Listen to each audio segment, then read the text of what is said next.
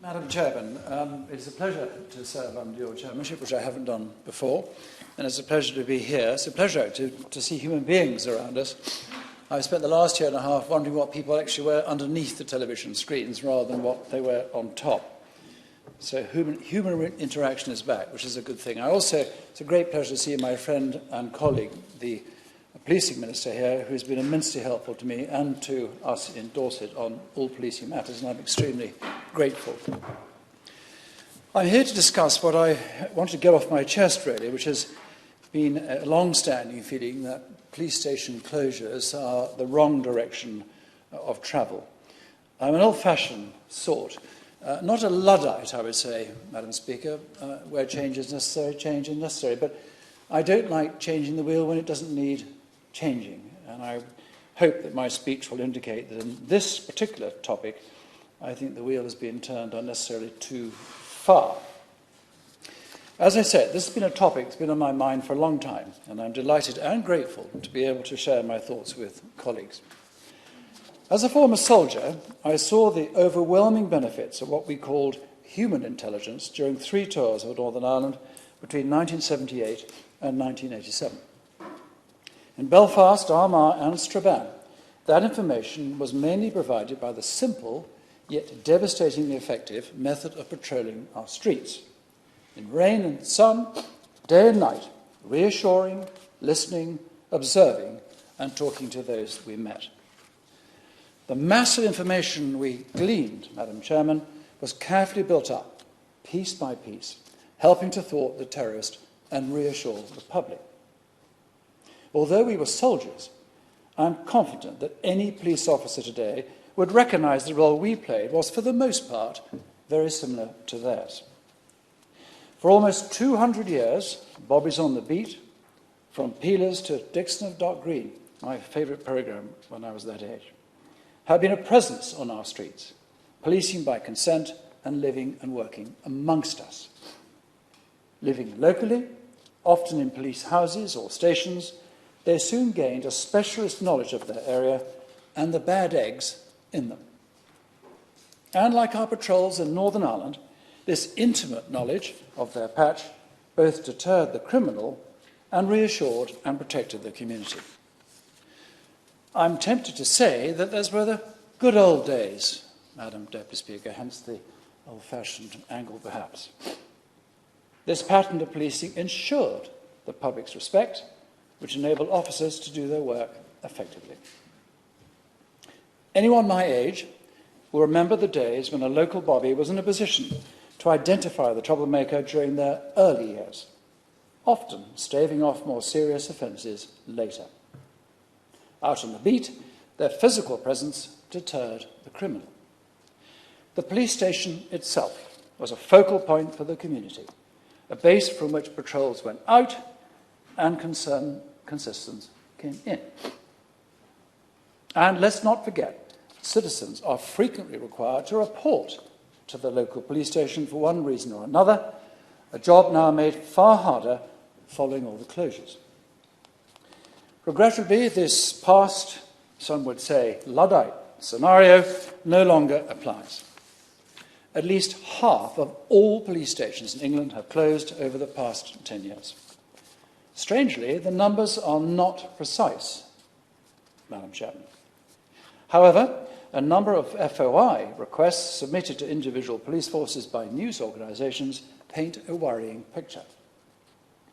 The Times estimated in 2018 that 600 stations had closed since 2010. The Daily Mail reported in February 21 that the number lost was 667.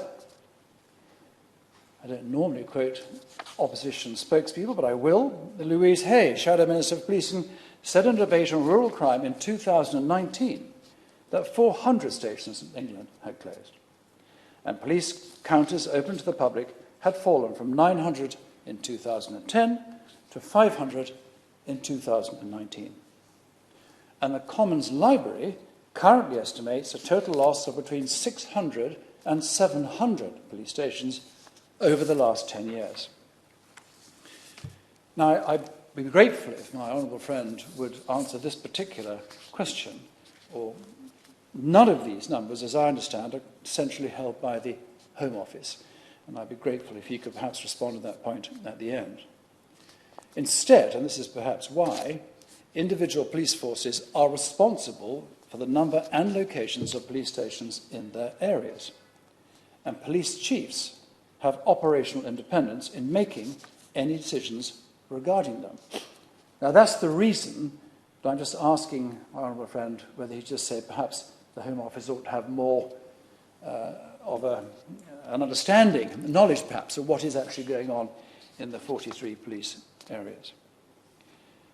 Any FOI requests are addressed to them, and responses are mixed or partial, particularly where there is a commercial sensitivity, meaning when buildings have been sold off, often controversially, for development.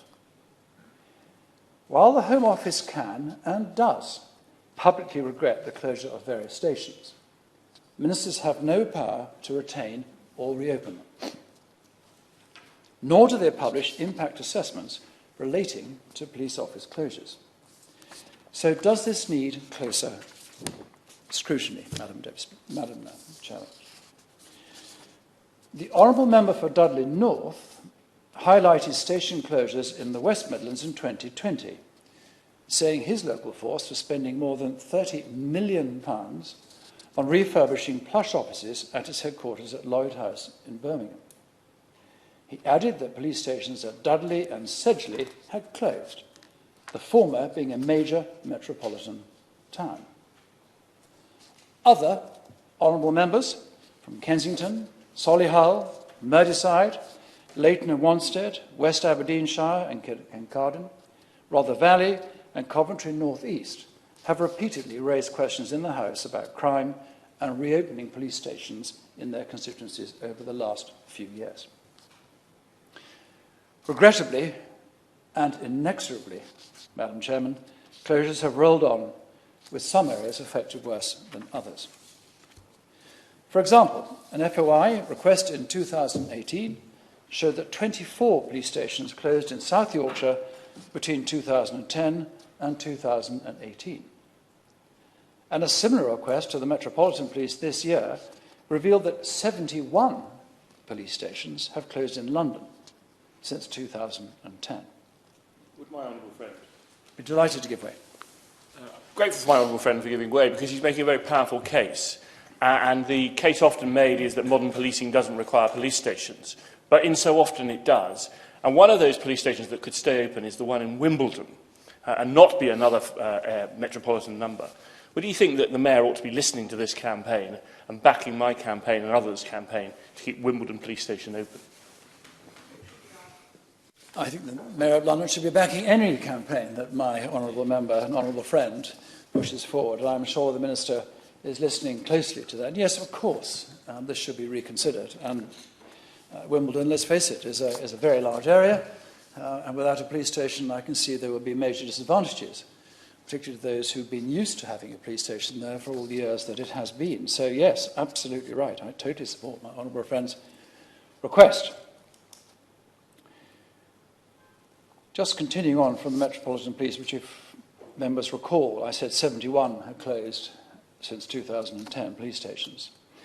Concern in the capital is such that Conservative mayoral candidate Sean Bailey pledged to reopen 38 police stations in London if he'd been elected, which regrettably, as we know, he was not.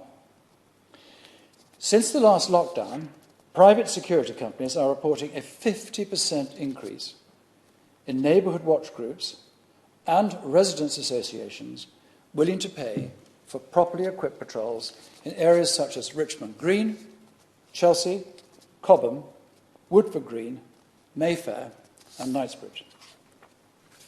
Uniformed patrols cover areas of up to about 3 square miles, or less obviously, at a cost of approximately £20 an hour. Unsurprisingly, they are proving extremely effective.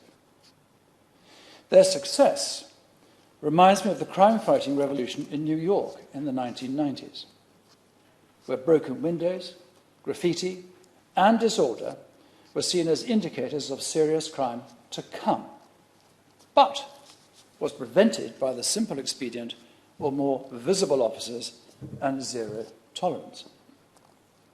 And on the point of graffiti, I don't know whether members have noticed, but I come in off the A316, and before you get to the big Earls Court junction with the Tesco on your left, all the bridges, where there's a huge advertising hoarding, normally showing films, is smothered in graffiti.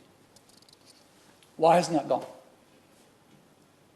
Why has no one gone out there and cleaned that up? And if they come back and do it again, they're arrested and charged.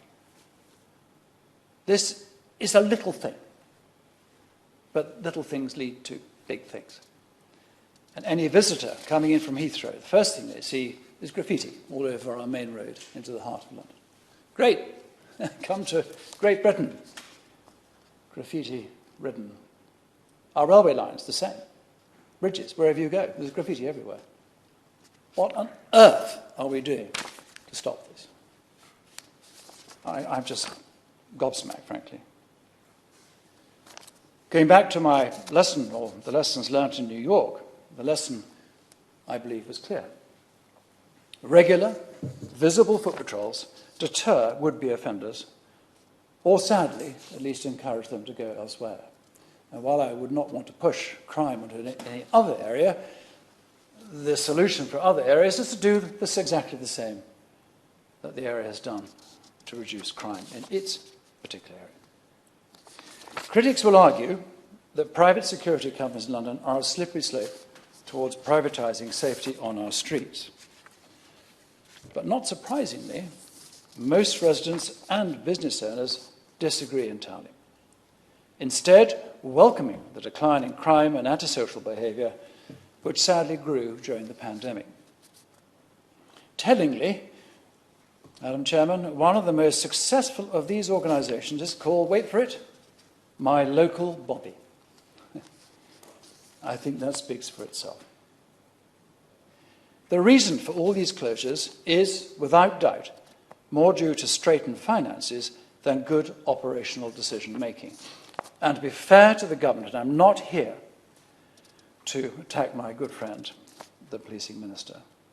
We had to make tough decisions following the recession, and the police sadly took the brunt of the cuts. My point here is to emphasise how important we reopen these police stations and get the policemen back, and women of course, back on the street as fast as we possibly can. Because too many of my constituents and too many of those I speak to do not see police officers unless they whiz past in a car. And that's no good. That's hopeless. It's a necessary backup, of course. But you can't talk to someone doing 30, 40, 50, 60 miles an hour. The Public Accounts Committee agrees that it's a financial thing, saying in 18 that forces were, and I quote, selling off more of their assets to try and raise funds for capital investment and increasingly drawing on their reserves. A decreasing use of police counters or footfall was another factor. Statistics were not on the side of retention either. For example, the Mayor's Office found evidence that between 2006 and 2016, in-person crime reporting in London fell from 22% to 8%. My personal comment to that, and again I think I have a lot of anecdotal evidence, as the people are losing faith in reporting crimes to the police for fear nothing will be done. It'll just be a number. So these statistics were used to justify the introduction of digital crime reporting services, which certainly has a place. I'm not a Luddite to that extreme. Of course it does. But officers cannot patrol digitally, at least not to my knowledge.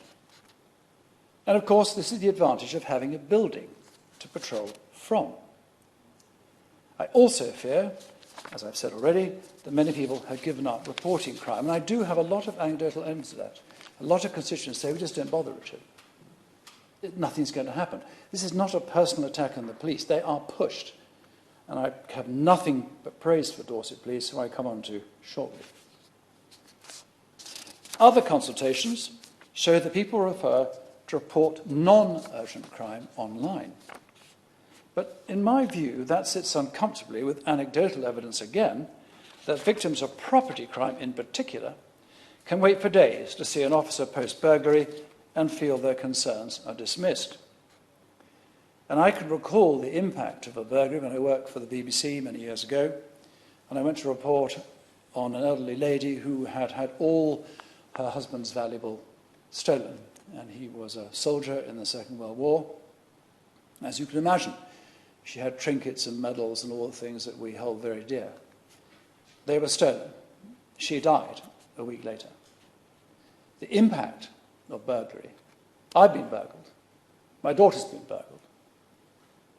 A friend of mine has been attacked in his house. I know what it's like. And we really do have to have the resources to stop this thing from happening, because the impact on everyone from any background is appalling. And if your personal space and home is invaded, it scars you, and in some cases kills you. I'm also not convinced that consultations provide the right answer.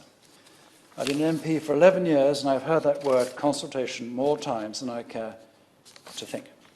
And I'm afraid my humble opinion of consultations is the decision's made, but we better do this just to keep you all happy. Lord Justice Lim Bloom, I hope I've got his name correct, for example, overturned the decision to close Wimbledon Police Station. I knew I'd mentioned you in my speech.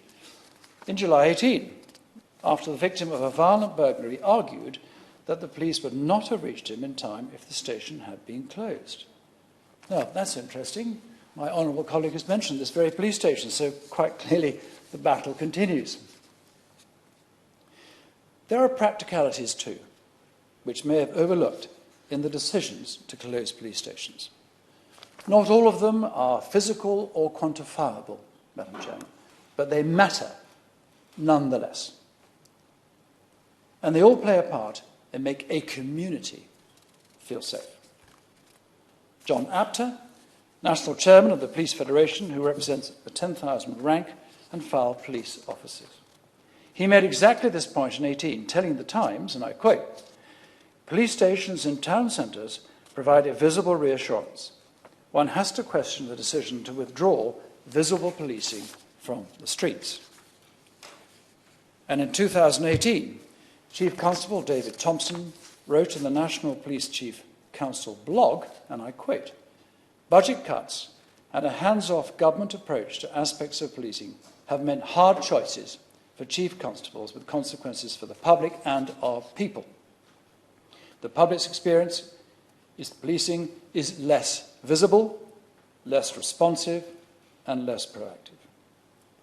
Closed custody suites have not helped either, making questioning and charging more difficult for both suspects and officers. And while digital information, CCTV, and drones provide useful data, they can never tell the whole story, as I hope my Northern Ireland analogy explained.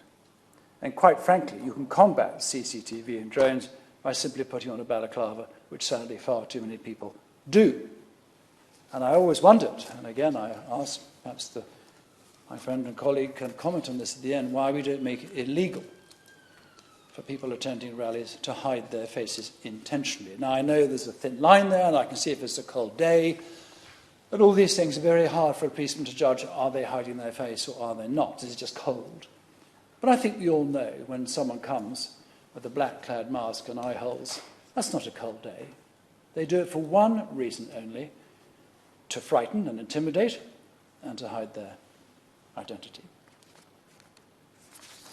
Nonetheless, as I understand it, future operational planning and the government's beating crime plan will offer an arm's length national online platform at police.uk, where citizens can access, I quote, access a range of interactive police services in one coordinated place. This will not, of course, reach the elderly, the vulnerable, and those without access to digital technology. Now, I'm not, again, knocking this. I'm sure it has a place. All these things do. but I'm just re-emphasising again and again and again the significance of the police station manned day and night by officers who patrol on foot, backed up by those in cars, to deter crime and protect us. Data from my constituency in Dorset shows we lost 10 inquiry officers between 11 and 15.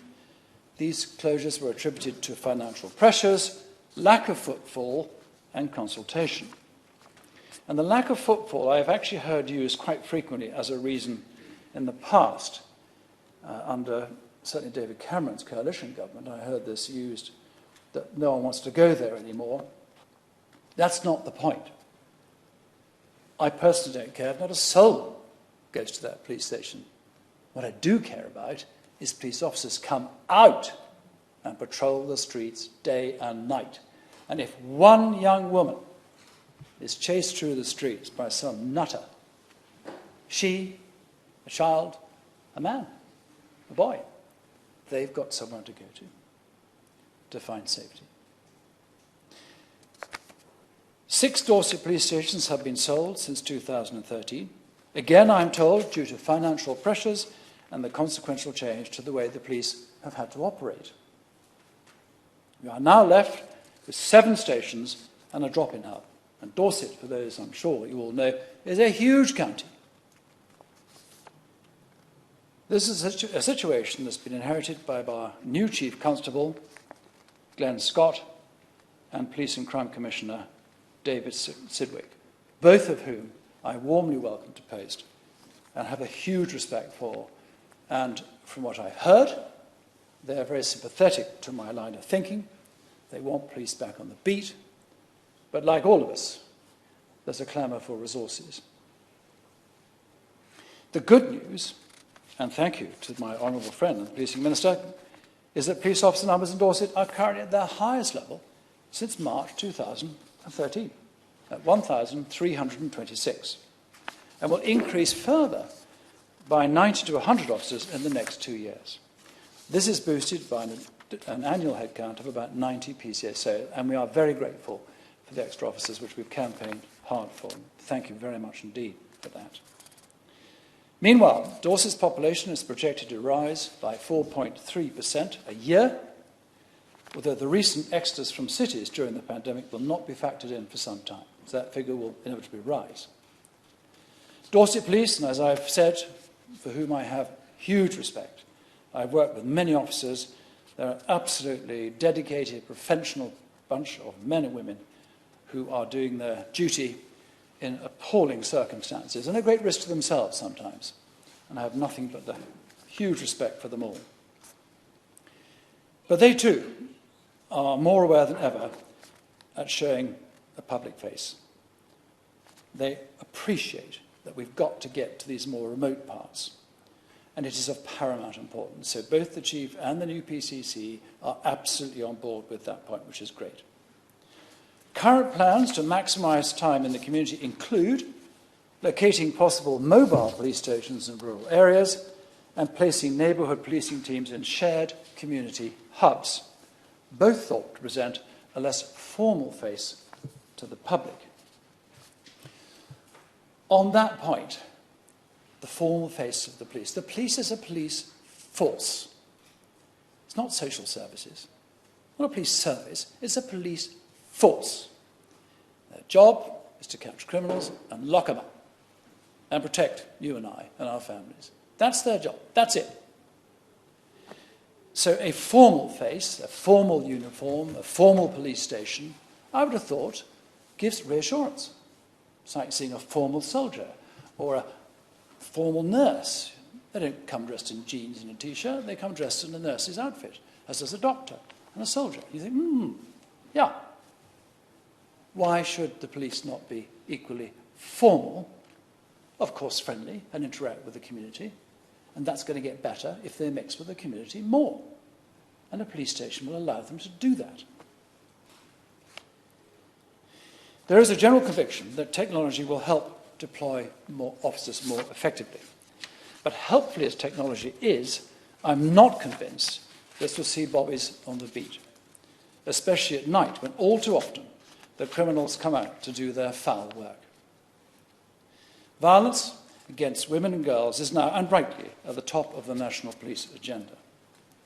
Sarah Everard's tragic killing has unleashed an understandable torrent of emotion from women and girls who report feeling unsafe in our streets, particularly at night. Formerly, the presence of a police station, or at least an inquiry counter in most neighbourhoods, provided some reassurance that there was a safe place to take refuge in. That no longer exists in most cases. Now, until better arrangements are made, I understand women and girls are being offered an app. Yes, an app on a mobile phone to walk them home after work, school or college, or an evening out. Again, technology has a place. Of course it does. But an app is not going to prevent someone from being attacked or chased. You need a physical building and physical men and women in it to protect you. And as I say, there are too few of them left. So I believe the app, though well-meaning, is inadequate for the purpose it's meant to do and will never replace the reassurance of a police station. I welcome, too, the recent initiatives made by Dorset Police to identify and deter sexual offenders preying on vulnerable people enjoying a night out, and to introduce safer public spaces in popular night spots for women and girls in particular. Very good news. Street safe, where unsafe or uncomfortable public places can be anonymously reported online, is a valuable addition to this. And I also welcome Dorset's independent review of local criminal justice response to rape and serious sexual offences. Finally, we must not forget that police officers now operate under more difficult conditions. And you see that every day, whether it be in the capital here or Bristol or even in Dorset. These brave men and women face some very challenging times. Violent crime and terrorism have increased the risk they run and the general loss of deference in society. The force field which once protected them, sadly, has long gone. For both operational and security reasons, it is increasingly rare to see a single officer patrolling a neighbourhood on foot. Understandably, many prefer to live anonymously, away from the areas they patrol and serve, after threats against their homes and families. But I believe that their fundamental role, visible and on our streets, has not changed, nor must it, ever. And to do that effectively, officers need a base to operate from, where they can stay warm, write out their reports, take people back and put them into cells, and do all the things that the police are meant to do. I get the point, and it's been made to me repeatedly, that police officer, their job now has changed to a huge degree, dealing with online abuse, theft, call it what you will. The online world has introduced a whole raft of new areas for policing, and that is, without doubt, taking officers off the beat. All I would say to my honourable friend and colleague, we need more on the street. We cannot lose the streets to the criminal, because that effective relationship between the citizen and the officer will otherwise be lost. Police stations may be viewed as old-fashioned and expensive, but they are invaluable, giving officers more control of their area of responsibility and the public the reassurance they seek. Police officers do their job at our consent, break the link with us and them, and the divide will continue to grow. Police stations, Madam Chairman, are not an anachronism. They must be the future.